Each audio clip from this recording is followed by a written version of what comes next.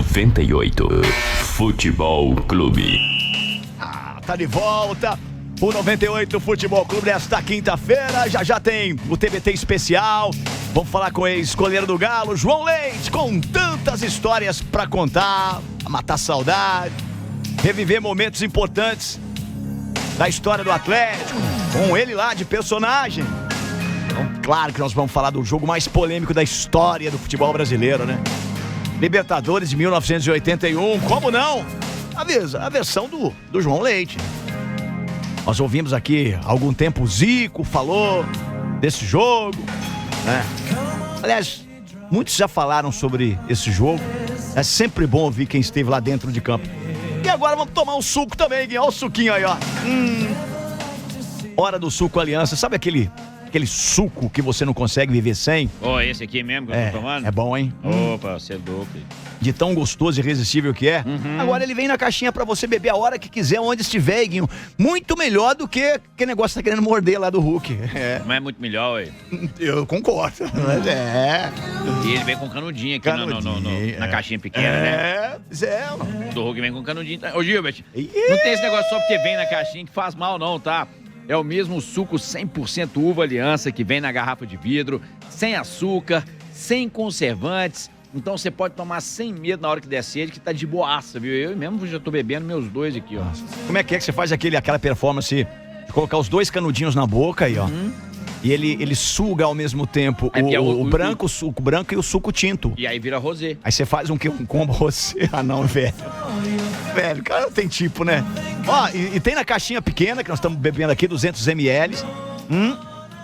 Porque a gente sabe que é difícil dividir o seu suco de uva.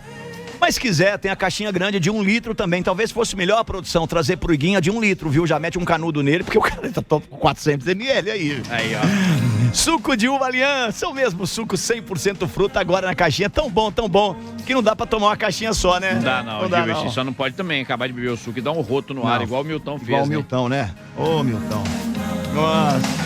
Galera, já temos o João Leite aí na linha? Já tá conectado com a gente? Então, vamos iniciar o nosso TBT especial? Vamos hoje receber João Leite, que beleza! João Leite da Silva Neto, ou simplesmente João Leite. Foi um dos maiores ídolos da história do Atlético. Mineiro de Belo Horizonte, o ex-goleiro foi o jogador que mais vezes atuou pelo clube alvinegro, vestindo o manto em 684 partidas entre 1976 a 1989. Um arqueiro diferenciado, com uma técnica apurada e ótima colocação embaixo das traves. João Leite foi um recordista também na conquista de títulos mineiros com a equipe atleticana, sendo campeão 11 vezes, além de ter participado da importante conquista da Copa Conmebol de 1992, ano da sua aposentadoria nos gramados. Aliás, de números expressivos, João entende muito bem. Conseguiu alcançar a incrível marca de 118 jogos sem perder e, de forma merecida, chegou à seleção brasileira. Na semana em que celebramos o Dia do Goleiro, o 98 Futebol Clube, em seu TBT, tem o prazer de apresentar o Arqueiro de Deus, João Leite. Ei, que saudade, hein, João! Seja bem-vindo ao 98 Futebol Clube, revendo essas imagens aí, na maravilhosa voz do Paulo Leite. Uma saudade, né, João? Obrigado por nos atender, seja bem-vindo, uma alegria falar com você aqui no 98 Futebol Clube da Rádio 98. Prazer é meu, muito obrigado pelo convite, estou muito honrado. Estou tentando identificar, né, as pessoas que estão falando. A gente acaba viajando muito, né? Especialmente pela comissão que eu presido agora, que é a comissão de ferrovias, e sempre nas voltas quero ouvir os jogos do Atlético e ouvindo vocês zoando todo mundo, né? Fiquei meio preocupado, esses caras vão pegar no meu pé. Não. E como meu apelido, um dos meus apelidos no Atlético era Pezão, eu não sei porquê, eu só calço 45. Ô, louco! E os caras ficavam me zoando. Eu falei, esses caras da 98 são zoadores de marca maior. A gente veio pela estrada ouvindo a narração de vocês e achando muito engraçado, né? As imitações. Vocês não têm limite, não, né? Não, Né? temos, João. Fica tranquilo, assim, é uma brincadeira, é descontraída, leve o programa, mas sempre muito respeitoso. E eu não dá para não falar, entrevistamos aqui há alguns meses, o Zico participou aqui do programa, batemos um papo com ele ao vivo aqui, e é impossível, quando você entrevista um ídolo do Flamengo, um ídolo do Atlético, de não falar daquele jogo. Aquele jogo a gente vai falar dele a vida inteira. Vai se falar desse jogo o resto da vida, a história do futebol brasileiro passa por aquele jogo ali. Um jogo que, para uns, foi normal, que fez lá o Wright. Aliás, ele deu uma entrevista há algum tempo também, falou que tivesse que apitar, faria tudo de novo. É bom, quero ouvir também o João Leite. Começar com um tempero aí já diferente, polêmico dessa nossa entrevista, desse nosso bate-papo, em homenagem a você, João, claro. Esse jogo de 1981 que nunca terminou. O que aconteceu, João? Você dali do seu gol, da sua área, viu toda a lambança acontecer. Você tem história para contar daquele jogo, né, João? É isso mesmo, né? Primeiro, acho que a gente tem que colocar a questão dos times, não é? Uhum. Tanto o Atlético quanto o Cruzeiro tinha o Flamengo. Grandes jogadores. O Zico, por exemplo, eu fiquei na preparação para as eliminatórias da Copa do Mundo de 82, fiquei um mês com ele no mesmo apartamento. Uhum. A preparação foi em Bogotá, na Colômbia, e eu fiquei um mês com ele. E cada time praticamente tinha 6 jogadores na seleção brasileira. Verdade. O Atlético eu estava Orlando, lateral direito, Luizinho, Cerezo, Reinaldo, Éder Aleixo. Então era uma disputa sempre muito... Aquele jogo era um jogo extra. E essa semana passada mesmo, me entrevistaram sobre como jogar na Libertadores. Uhum. Nosso tempo era diferente. Nosso tempo era a Libertadores, ela passa a ser ganhada por times brasileiros, fora aquele Santos de Pelé, né, que era um time fora de série, a partir do momento em que o São Paulo e os outros clubes brasileiros começaram a pedir o exame antidoping. Porque não é possível aqueles jogadores sul-americanos terem aquela raça toda que muitas vezes a imprensa descrevia, não é? Eu dentro do campo, organizando a minha defesa para o escanteio, olhava, os caras estavam babando, o olho todo assim, esquisito. Eu falava, o Chicão dizia assim, às vezes falava assim, nossa, mas que time, esse time sul-americano aí, que garra, que time que está bem fisicamente. E o Chicão falava, né, daquela sabedoria do Chicão, lá do interior de São Paulo. Ô, nego, eles estão bem quimicamente mesmo, né? Então, quando passou a ter o exame antidoping, aí a coisa igualou. Naquela altura, não tinha. Nós jogamos em 78, na eliminatória, na Libertadores de 78, nós jogamos contra o Boca na Bomboneira. Nós entramos em campo, gente, depois de 20 minutos que o Boca entrou em campo. Enquanto isso, tinha uns 40 meninos que soltaram, e a gente aquecendo, os meninos davam carrinho nos jogadores do Atlético. E a Bomboneira, é uma bomboneira, uma caixa de bombom, que o cara cospe lá da última arquibancada e cai na sua cabeça dentro do campo. E na Bomboneira não tem mamúcha de laranja, tem maçã. Cada maçãzada na cabeça. E aquele peso argentino, dessa grossura, não é? Pena que não tinha valor, porque o que caiu na minha cabeça naquele jogo... Então, eu disse em entrevista aí na semana passada, não sei para quem, eu falei, olha, Libertadores tem que ter 2 coisas. Exame antidoping e a ação da diretoria. Vocês imaginam, aquele jogo de 81, a diretoria do Atlético engoliu um árbitro carioca numa decisão de grupo, jogo extra da Libertadores. A Confederação Sul-Americana poderia escalar um árbitro boliviano, peruano, chileno, argentino, gaúcho, paulista, mas escalou um árbitro carioca e a diretoria do Atlético engoliu aquele árbitro carioca. E o mais grave, recentemente o Zico deu uma entrevista falando que é choro e tal, né? o choro foi tão grande que o seu Wright foi no avião do Flamengo, do Rio de Janeiro para Goiânia. Aí. Não é? E as conversas foram todas não é, do Flamengo com o seu Wright. O Zé Roberto Wright apitava para a Federação Catarinense, mas morava no Rio de Janeiro. Meu pai foi guarda do governador, meu pai foi policial, foi guarda do governador Kubitschek. Meu pai amava o governador Kubitschek e eu pegava no pé do meu pai porque eu dizia: o governador Kubitschek levou o governo brasileiro para Brasília, mas deixou as confederações do Rio de Janeiro. Escala árbitro, suspende jogador, suspende clube, tira mando de campo do time, faz regulamento de campeonato, tudo no Rio de Janeiro. Mas o Rio de Janeiro não é a capital do Brasil, não é? E lá está o esquema. A gente ama o Rio de Janeiro, a praia é linda e tal, mas não tem jeito, o esquema está lá. Nós vimos aí na última Olimpíada, não é? O Comitê Olímpico Brasileiro envolvido num monte de falcatrua.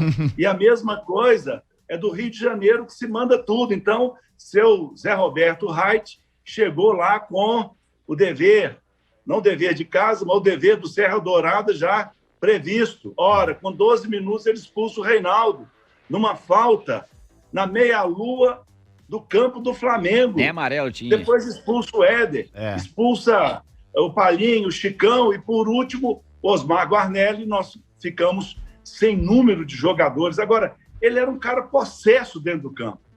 Ele tinha que fazer uma entrega. E fez a entrega, infelizmente. Muitas vezes eu tentei falar com ele. Calma, calma. Que calma o quê? O homem estava alteradíssimo. Não é? Ele lembrava, pelo olhar e pela baba, alguns jogadores sul-americanos. Não é? Ele tinha que fazer uma entrega. E que entrega que ele fez, não é? Fez bem feito esse serviço. Né? Mas aí, infelizmente, a Libertadores tem que ser jogada com essa atenção. A diretoria tem que estar atenta, tem que acompanhar a escala de árbitro, tem que acompanhar onde vai ser o jogo.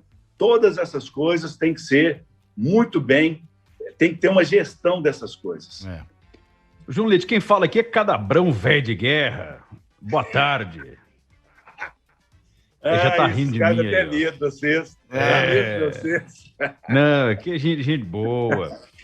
Só fazendo o contraponto aqui do jornalismo. Jornalismo Futebol Clube, perguntando. O Zico, quando falou conosco, você falou da expulsão do Reinaldo, ele falou que o árbitro parou as duas equipes, convocou os capitães e falou: gente, vocês estão insanos, o próximo que chegar muito duro, eu vou expulsar. Teve esse papo mesmo? Em momento algum. Olha que eu respeito o Zico demais, gosto muito dele. Mas não teve momento algum esse papo, essa resenha aí, não existiu. Tanto que, depois do Reinaldo ter feito essa falta, tem uma falta violenta do time do Flamengo que sequer o jogador do Flamengo foi admoestado com cartão. Sequer. Eu não consigo mais assistir a reprise desse jogo, porque me faz mal. Me faz mal esse jogo, me faz mal a final de 77. Foi um jogo violentíssimo. O São Paulo bateu no time do Atlético, era um time muito leve também. Chovia naquela tarde no Mineirão. Depois, o primeiro jogo da decisão de 80, no Mineirão, a gente não é bobo, não é? Quer dizer, os jogadores do Atlético, naquela altura, eram todos muito experientes. Osmar Guarnelli tinha sido capitão do Botafogo, Chicão, do São Paulo. Não é? Todos aqueles jogadores perceberam. Quando escalaram o árbitro para o primeiro jogo da final de 80, nós sentimos o drama. E a diretoria do Atlético, calada. Escalaram o Romualdo Arco Filho. Você é jovem, você acho que não pegou a loteria esportiva. O seu Romualdo Arco Filho era conhecido como, se ele fosse apitar o jogo, todo mundo apostava na coluna do meio. Empate. Porque, para nós, ele era um árbitro de futsal. Sabe o que é o árbitro de futsal? O jogo não anda. Falta aqui, falta ali. E nós precisávamos fazer gol. E ele não deixou o nosso time andar. Aí, quando vai para o Maracanã, José de Assis Aragão. Nossa. No domingo, o senhor José de Assis Aragão era árbitro aspirante à FIFA. No outro dia, na segunda-feira, ele amanheceu árbitro FIFA.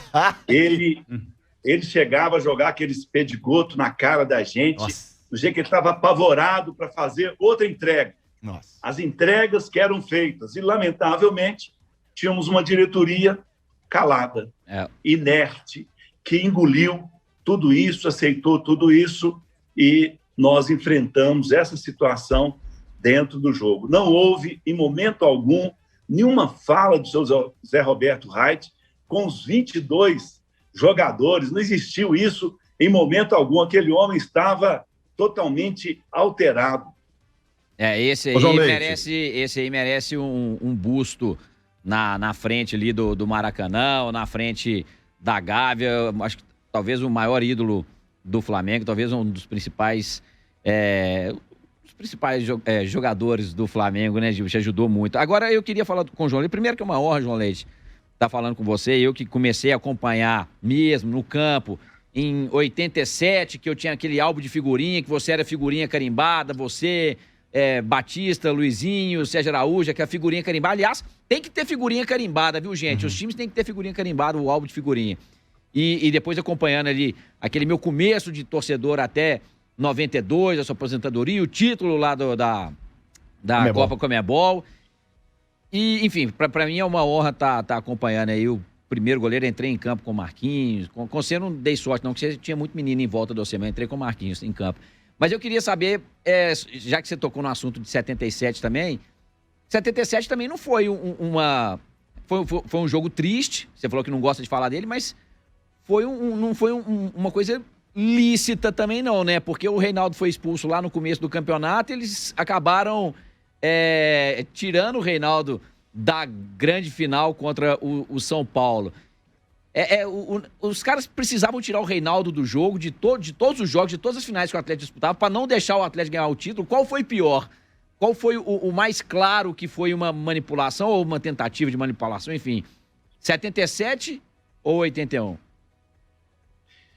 Olha, 77, o árbitro foi Arnaldo César Coelho, né? Nessa imagem que vocês colocam aí, ele está acompanhando a cobrança do pênalti pelo Getúlio. E ele permitiu tudo ao time do São Paulo. Permitiu tudo. Agora, o que mais impressiona a gente é que nós tínhamos 12 pontos na frente do São Paulo. O nosso time era um time invicto no Campeonato Brasileiro. Tínhamos o artilheiro, Reinaldo, tínhamos a defesa menos vazada. E não valia para nós o empate. Nós tínhamos que ganhar o jogo ou no tempo normal, ou na prorrogação, ou nos pênaltis. Então, só no Brasil, só nessa Confederação Brasileira de Futebol do Rio de Janeiro, que a gente pode ter um time campeão, 12 pontos atrás do vice-campeão, não é? Sem o artilheiro, sem a defesa menos vazada. É aquilo que impressiona a gente no futebol brasileiro. E que, lamentavelmente, não é? Nós precisamos de mudar o futebol. Não é possível mais a gente ter no futebol os dirigentes que não são dirigentes profissionais. A Lei Pelé, ela deu uma grande oportunidade de mudança do futebol brasileiro. Os clubes estariam obrigados a se tornar empresas, teriam que prestar contas e tudo isso. E uma grande pressão, muitos dirigentes eram deputados federais, pressionaram e os clubes puderam optar, ser empresa ou não. O que os clubes fizeram? Gostam de ficar com seus conselhos deliberativos, escolhidos. E é impressionante como que os clubes, ao final do ano, o Conselho Deliberativo faz uma análise da situação do clube e vai dizendo que os clubes vão muito bem, obrigado. E nós estamos vendo as dívidas estratosféricas dos clubes do futebol brasileiro, inclusive com o INSS, que é a aposentadoria de funcionários, jogadores, tudo isso com as dívidas. E nós, então, vemos, enquanto o futebol internacional, os clubes estão, inclusive, na Bolsa de Valores, nós permanecemos ainda com os nossos conselheiros, né? Conselheiros de debaixo do braço, que votam essa situação do futebol brasileiro. Estamos acompanhando Bragantino, Ferroviária e Mirassol, estão se tornando clubes empresas. Olha o que está acontecendo com esses clubes, não é?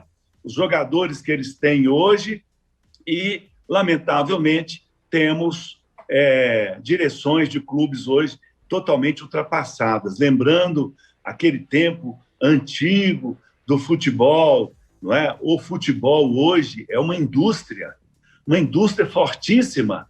Com venda de camisas, você paga folha de pagamento do clube.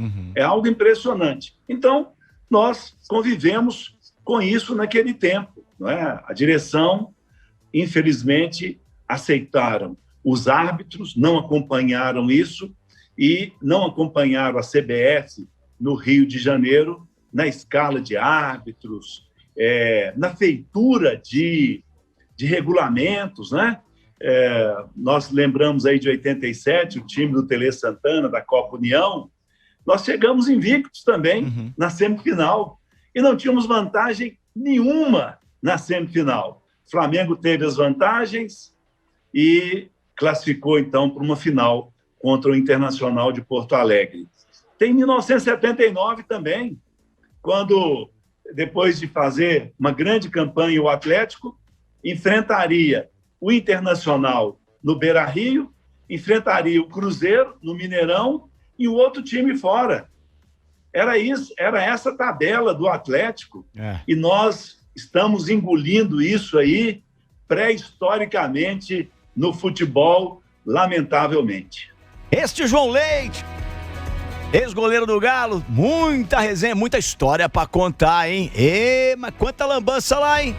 Rapaz, a gente vai falar da Chevrolet.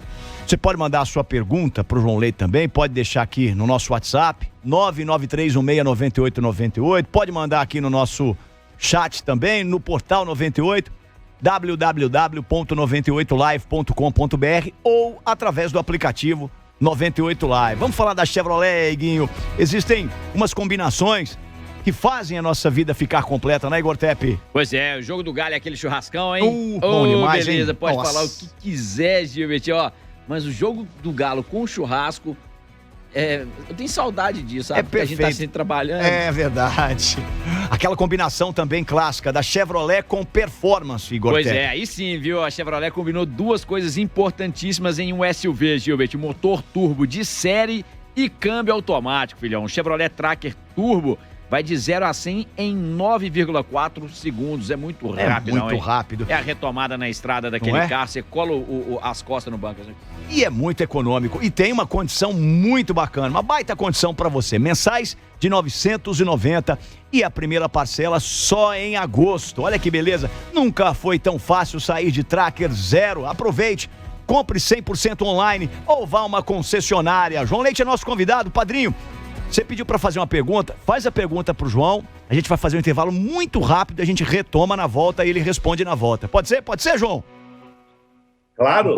Vou fazer melhor ainda, João, para a gente ganhar tempo com você aqui. Minha pergunta é um pouco mais complexa, eu prefiro te perguntar diretamente a hora que a gente voltar do intervalo. Combinado, pode ser. Combinado. Bacana, então, obrigado. Bem rapidinho, intervalo, a gente já volta com o João Leite, ex-goleiro do Galo, contando histórias aqui, algumas talvez que você não conhecia. Ou e na não volta, conhecer com detalhes, né? Nos detalhes, nos mínimos detalhes. A gente volta e vai ter mais. Já pergunta do dia também. Rápido o intervalo. 98 Futebol Clube. Voltamos com o 98 Futebol Clube desta quinta-feira. Hoje no TBT especial tem João Leite, o goleiro de Deus, com a gente aqui contando histórias do Galo. O padrinho tem uma pergunta para fazer. Antes eu quero só falar da Buybank. Você tem guardado dinheiro, você tem investido, tem poupado? Quer fazer isso, mas não sabe por onde começar? Aposte nas criptomoedas.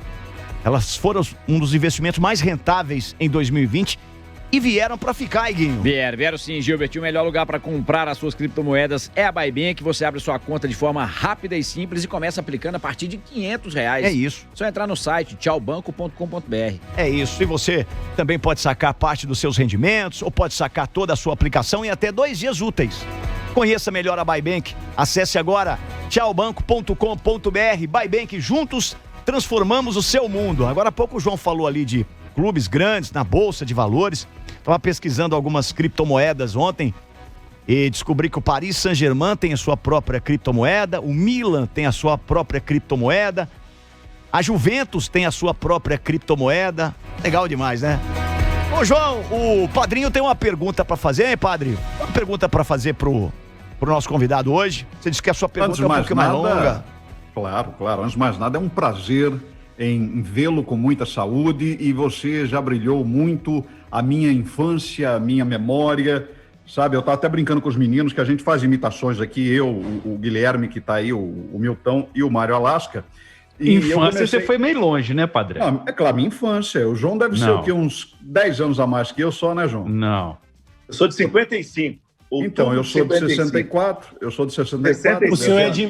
O senhor é de 1864, né? Diferente. Não fala isso com o João Leite. Então é o seguinte, cara, eu brincava mesmo, na época, sindicatando no gol, falar seu nome, tá? Imitando o Luciano do Vale. Chegava assim, atenção, chutou, bateu, defendeu, João Leite, extraordinário! E justamente a gente sai da nossa seleção, que é a seleção do Galo, e vamos para outra seleção, que é a seleção brasileira. Em 81, teve o Mundialito de Seleções, lá no Uruguai. A seleção estava desacreditada. Aí, quem a gente pegou pela frente? Infelizmente, não ganhamos, que perdemos de 1-0 para o Uruguai, a final. Mas pegamos uma Alemanha ocidental pela frente. Rummenigge, Paul Breitner, o goleiro Schumacher, catava tudo. E a gente só pegou eles e deu uma chacoalhada nos caras. Os gols do Júnior, Toninho Cerezo, Serginho Chulapa e também o Zé Sérgio. Enfiamos 4-1 neles. Aí que eu te pergunto, como estava o clima para aquele Mundialito de Seleções e por que o João Leite não foi o titular no lugar do Valdir Pérez na Copa da Espanha, cara? Pô! Pois é, o Mundialito foi realmente uma experiência incrível. Nós não tínhamos, você lembrou bem, padrinho, nós não tínhamos todo o time. O Zico não estava, o Reinaldo não estava. Mas mesmo assim, nós atuamos bem. O primeiro jogo foi contra a Argentina, jogou o Carlos, mas no meio do jogo ele teve uma luxação do cotovelo e o time da Argentina era o time, né? Era Tarantini, Filhol, Galvão, Passarella, Maradona, Ramon Dias. Nós enfrentamos esse time, foi 1-1, um jogo que terminou numa guerra. Lá pelas tantas, o Valência, ponta esquerda, chamou o Paulo Isidoro de alguma coisa. E aí, Paulo Isidoro não levava para casa desaforo. Dona Aurita, mãe dele, não deixava. Terminou o jogo, Paulo Isidoro deu um cacete nesse Valência. Foi uma briga campal, horrorosa, eu tentando separar. E aqueles jogadores... Nossa, aqueles jogadores argentinos, eles tinham muita raça, muita garra. O que é aquilo, não é? Jogava, então, com o negócio assim, cheirando na mão, cheirando, né? Era carnaval? Nossa, coisa assim, sensacional, e o olho esbugalhado, assim, e eu tentando segurar aqueles caras, um bafo esquisito. Então, a garra sul-americana. Axé, né? Brasil. Depois... Você lembrou bem, padrinho, fomos para esse jogo contra a Alemanha, um time da Alemanha histórico. Klaus Allofs, e também Rummenigge, né? Karl-Heinz Rummenigge, e nós vencemos 4-1, foi uma grande vitória. E um dia e meio depois enfrentamos o Uruguai. Uruguai do nosso Oliveira, zagueiro central. O Rodolfo Rodrigues era o goleiro do Uruguai, não era? Era o Rodolfo Rodrigues. O goleiro do Uruguai. E o zagueiro central e capitão da Celeste Olímpica era o Oliveira. Aquilo ali era um negócio. Ele falava comigo assim, quando ele veio jogar no Atlético: John, você sai do gol que ninguém vai encostar em você. Quando eu saía do gol, pegava a bola lá no alto, que eu olhava o chão, tinha uns 3 adversários no chão. E o juiz apontando para o pênalti. Em Zurique, o Oliveira enfiou a mão inteira dentro da boca do centroavante do time lá, o Grasshopper, e depois ficava dentro da área, escanteio para cobrar, e ele falava com o número 9, Veni. O cara, não, você é doido. Você pensou em enfiar a mão inteira dentro da boca do cara? Você tá louco? Era o Oliveira.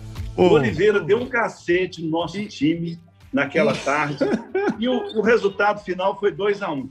E a Copa do Mundo de 82? Por que o João Leite não foi o titular no lugar do Valdir? Nós, terminado, então, o Mundialito, nós fomos convocados para as eliminatórias. O primeiro jogo era Brasil e Venezuela, em Caracas. E teve um jogo, então, Brasil e Colômbia, e em Bogotá, as pessoas não entendem muito, mas o ar com pouca resistência, e veio uma bola cruzada para a minha área, e eu gritei, é minha! Só que eu vi que a bola estava mais rápida. Aí eu avisei logo, não é minha mais não! Mas não teve jeito. Não é minha mais não. O centroavante, o número 9 da Colômbia, botou a bola lá dentro do gol. Ih, rapaz! Nossa. Seus colegas de São Paulo pediram a minha cabeça. Nossa. Tem que jogar Valdir Pérez, tem que jogar e tal. E aí, para piorar tudo, a gente na Colômbia, né, jogávamos esse jogo amistoso e depois iríamos para Venezuela, para Caracas, para o jogo. E aí, num treinamento um dia, eu gostava de treinar pênalti, estava treinando pênalti com o Zico, Tita, Sócrates, e o Tita bateu um pênalti do meu lado direito. A bola pegou na trave, eu tinha acertado o canto e voltou nesse meu dedo. O apelido do Edevaldo, lateral direito, era Cavalo. E depois, então, daquela bolada, ele estava treinando pênalti também, descobri porque ele era Cavalo. Eu tirando a luva com muito cuidado, porque estava doendo muito, ele chegou e pegou meu dedo e falou assim, é só puxar, João. E pá, puxou meu dedo. Aí doeu mais, né? Aí naquela noite, nele, Lasmar, médico da seleção, me levam ao hospital em Caracas, nós viajamos de Bogotá para Caracas, e eu tinha uma fratura da bolada e um arrancamento do puxão do cavalo, do Edevaldo. Meu Deus do céu. E aí eu fui e não tinha tempo de convocar outro goleiro. Eu fui para o banco em Caracas de luvas e com meu dedo todo enfaixado, né, com esparadrapo, mas eu não podia entrar. E o Valdir Pérez jogou, então, e eu fui cortado por causa daquela fratura, né? Nossa. O doidão do meu treinador, Procópio Cardoso, eu desembarco de Belo Horizonte, ele está no aeroporto me esperando. Vamos para a Vila Olímpica treinar. E Procópio, eu quebrei a mão. Não acredito que você quebrou. Quebrei, Procópio. Não, tem jogo domingo, nós vamos jogar. Procópio, não tem jeito. Aí ele falou assim, tudo bem então, vamos lá ver o seu dedo, mas você pode correr, pode fazer abdominal, vamos pro campo. Procópio era assim, gente. Meu Deus. Esse é o João Leite, contando muitas histórias. Ô, João, tem um ex-companheiro seu que deixou uma mensagem aqui, a gente já vai trazer para fazer também homenagem a você. Antes o Iguinho vai falar da KTO.com, porque hoje tem mais Libertadores, vem aí as semifinais do Campeonato Mineiro, e você pode brincar lá na KTO.com colocando seu palpite, se dando bem, que nem o próprio Iguinho, faturou 3 mil lá, Iguinho, que beleza, hein? 2.900. Pô, 2.900 pra 3 mil já tá pertinho, né? Então, completa o 100zinho aí, Gilberto. Completa não, tem Faz não. um vale aí. Tem não. Gente, ó, KTO.com é o melhor lugar pra quem gosta de se divertir com o esporte. Já tá todo mundo aqui na 98 brincando na KTO.com. Acessa KTO.com e se inscreva usando o código promocional 98FC, porque aí você vai ter 20% do valor do seu primeiro depósito em uma free bet, em uma aposta grátis. Vai lá, deixe seu palpite, mostre que você é o bom de cela e, claro, fature também uma graninha na KTO.com. Sensacional. Quer ver? Vamos ouvir essa mensagem de um ex-companheiro do João no Atlético? Quer ver? Requer mais do que qualidade técnica. Tem que ser disciplinado, líder, amigo, exemplo, dentro e fora de campo. E o João foi esse atleta, dentro e fora de campo, exemplar. Por isso ele foi o grande goleiro da história do Atlético. Era uma pessoa que era uma grande referência para todos nós. Ali na hora do jogo, ali na hora do treino, na hora das conversas, na hora das decisões, ele estava sempre presente para ajudar nas decisões que eram tomadas pelo grupo. Ele apenas gostava de brincadeiras, de trairagem nas concentrações, nas viagens, mas isso fazia parte das brincadeiras do grupo. Interessante que ele trouxe essas qualidades para depois do esporte, para a vida política. Seriedade, honestidade, amizade e exemplo, né? Por isso que é também, além de ter sido e é até hoje o maior goleiro da história do Atlético, esse grande político que é hoje. Um grande abraço.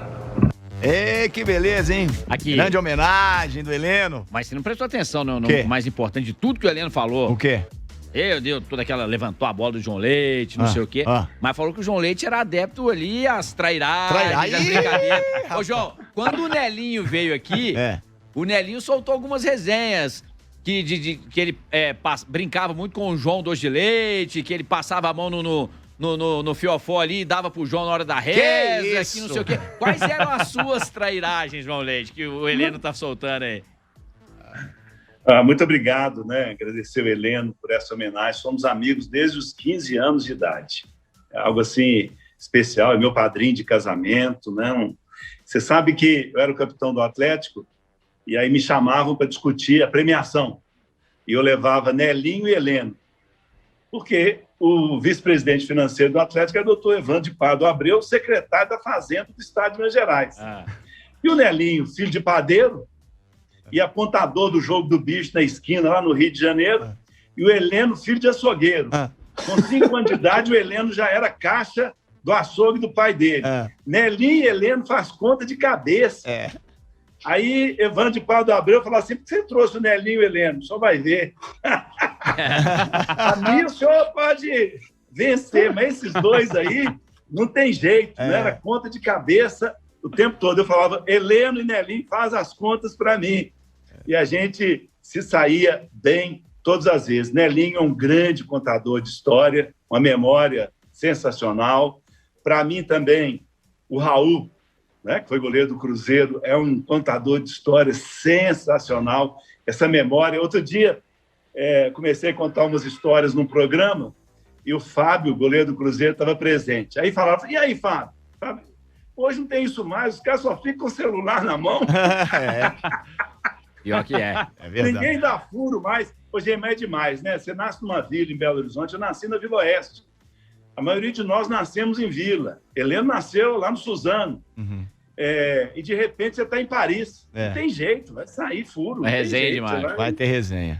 E tem mais, quer ver? Tem mais uma resenha muito boa aqui também de alguém que já jogou com você e deixou uma mensagem especial aqui. Vamos acompanhar mais uma, quer ver? Olá, amigos. Eu, Sérgio Araújo, estou passando aqui para falar desse grande amigo, desse grande irmão, desse grande goleiro que foi João Leite. Tive a oportunidade de conviver com João Leite por muitos anos, uma pessoa maravilhosa, uma pessoa que eu tenho a maior consideração, uma pessoa que me ajudou bastante. João Leite, um abraço para você, que Deus te abençoe, que você continue sendo esse cara bacana que você é, e conta algumas histórias daquela que você sabe contar aí. Falou? Um abraço, meu irmão, fica com Deus. O Serginho Araújo aí, ó.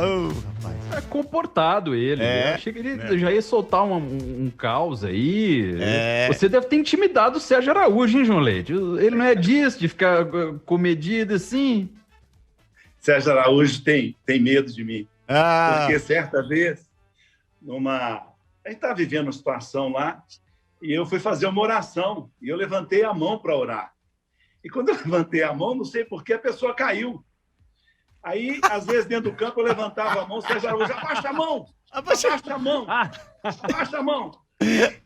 Mas tem uma do Sérgio e do Éder Lopes, fantástico. Os dois subindo a Afonso Pena, em Belo Horizonte, e, de repente, passo na frente de uma grande estátua e o Éder Lopes faz o sinal da cruz. Em nome do Pai, do Filho e do Espírito Santo. Aí Sérgio Araújo vira para ele e fala assim, quem que você está achando que está ali? Jesus Cristo. Não é Jesus. Esse aí não é Jesus, é Tiradentes. Não. É Jesus, é Tiradentes. Chegam lá na Vila Olímpica para treinar nesse drama. João, subindo Afonso Pena, quem que é? É Jesus ou é Tiradentes? Eu falei, se for na praça Tiradentes, é Tiradentes, não é Jesus. Mas Jesus não foi enforcado? Não.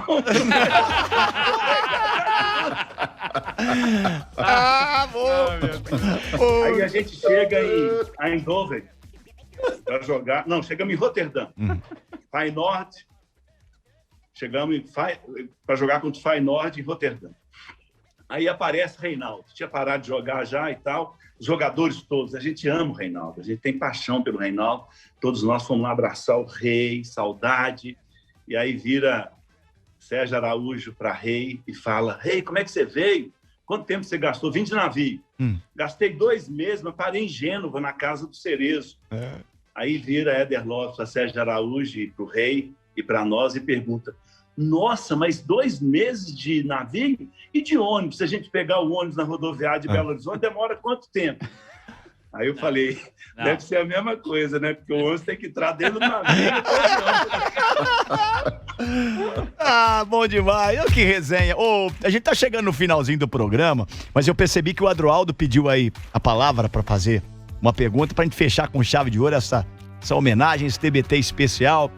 Figuraça, quanta história. A gente poderia ficar aqui a tarde inteira, teria história demais pra contar e tá legal demais. Com o João Leite. Mas, Adroaldo, eu percebi que você pediu pra fazer a pergunta. Fica à vontade, meu caro. Pois é. Vamos lá, João. Muito obrigado pela participação, Adroaldo. Prazer estar falando com você. Já te vi atuando aqui em Pedro Leopoldo, naqueles jogos que o Disseu Lopes fazia, enfim, a turma toda. Agora eu queria saber de você o seguinte, João. Eu tenho um sobrinho que até hoje ele não acredita que a torcida de Cruzeiro e Atlético ficava 6-6 no Mineirão.